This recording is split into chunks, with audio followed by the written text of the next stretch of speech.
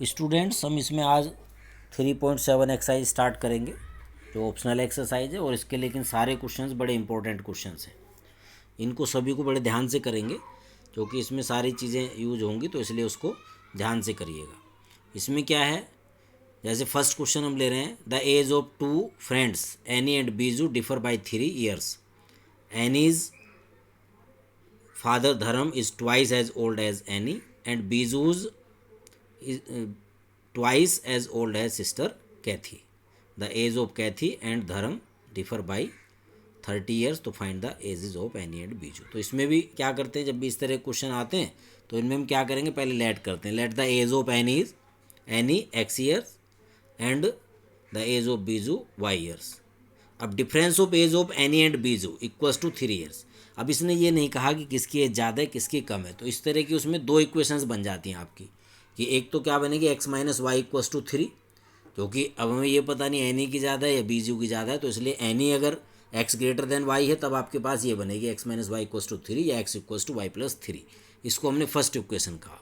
दूसरा क्या हो सकता है कि बीजू की एज ज़्यादा हो सकती है, तो y minus x equals to 3, तो ये रिलेशन आएगा और y ग्रेटर देन x होगा इसमें, और y equals to x plus 3। इस इक्वेशन को हमने 1a कह दिया है। अब सेकेंड रिलेशन में क्या है, एज ऑफ एनीज फादर धर्म, तो वो क्या है, एनीज के ट्वाइस हैं, तो इसलिए 2x हो गया। लेकिन एज ऑफ बीजू सिस्टर कैथी, तो कैथी क्या है, वो उसकी हाफ हो जाएगी, क्योंकि बीजू की जो एज है वो उससे ट्वाइस है, तो इसलिए कैथी की एज y/2 हो गई। और इन दोनों के एज में डिफरेंस कितना है, 30 ईयर।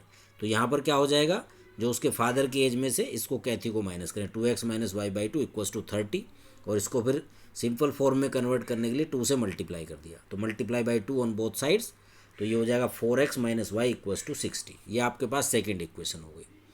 अब फर्स्ट इक्वेशन में x की वैल्यू है, तो सब्स्टिट्यूशन मेथड आप यूज करिए, आसान रहेगा। इसलिए हमने क्या किया, putting x equals to y plus 3, first equation की जो वैल्यू है वो हमने इसमें आपकी सेकेंड इक्वेशन में पुट कर दी। अब क्या हो गया, 4 और x की जगह y plus 3 minus y equals to 60, तो 4y plus 12 minus y equals to 60, तो ये हो गया 3y इक्वल्स टू 60 माइनस 12, और 3y equals to 48, so y equals to 48/3, यानी y इक्वल्स टू 16 ईयर। अब y की वैल्यू आप पुट कर दें फर्स्ट इक्वेशन में, तो x आ जाएगा, x इक्वल्स टू क्या, y प्लस 3, तो 16 प्लस 3 इक्वल्स टू 19 ईयर्स हो जाएगा।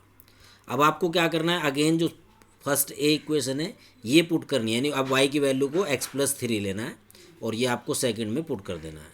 तो यहाँ पर 4x माइनस वाई की जगह x प्लस 3 इक्वल्स टू 60 हो गया।